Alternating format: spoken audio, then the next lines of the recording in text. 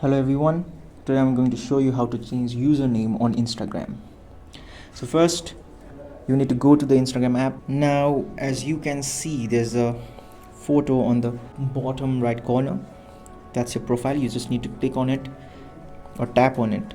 Now there is an option called edit profile. Tap on the edit profile. So there are various options, name, username and all.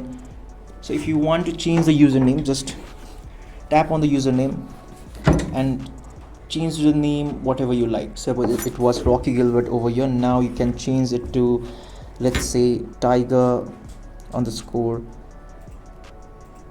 Rati and keep a number. Now it's Tiger underscore Rati 43.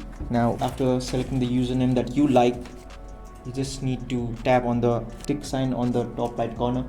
You need to tap 2 times. Now you have successfully changed your username to Tiger underscore Rati 43. So this is how you change username on Instagram. If you find our video useful, please like and share the video and subscribe our YouTube channel. Thank you.